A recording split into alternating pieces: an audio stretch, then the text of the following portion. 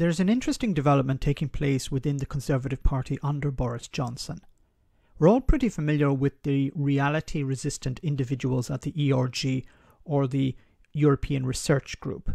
Now, I still laugh at the irony of such a title, where it seems that as backbench noise machines are becoming more and more popular, and as Tory MPs see their individual ability to steer the government over their particular cliff not working, they have decided to form and join a wide range of ERG-type groups.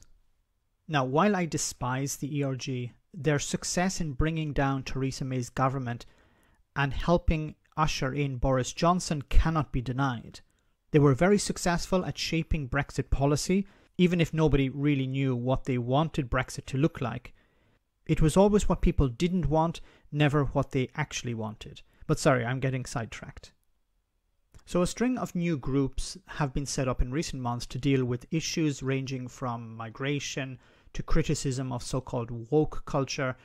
They of course claim that they have their finger on the pulse when it comes to subjects that voters and the general public care about.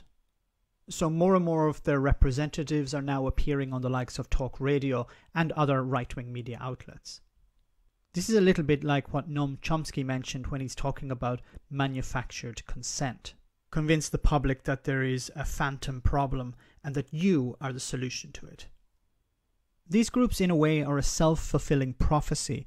Individual MPs claim some issue is very important to the public when it really isn't, but that single MP has no real voice. So they form groups, get a voice, and convince people the issue is important, then convince the public that the issue is important because there is a group based on that issue.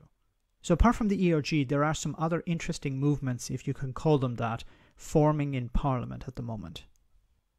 It's also important to remember that MPs may be part of one group or multiples as long as their goals align. The first is the COVID Recovery Group, or the CRG.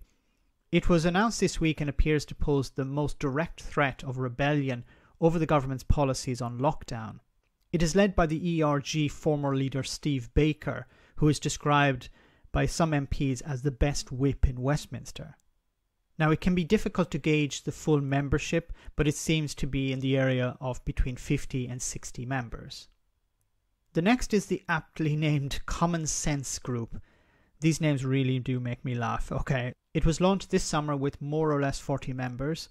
It has received a voice in the Tory supporting Daily Telegraph, and its goals are to defeat, and I quote, cultural Marxist dogma, and to deal with elite bourgeois liberals when it comes to reports connecting public property to slavery, for example, which I've actually covered on this channel before. This group has already held meetings with Home Secretary Priti Patel on issues related to immigration. Oh my god. Not to be outdone is the NRG, or the Northern Research Group.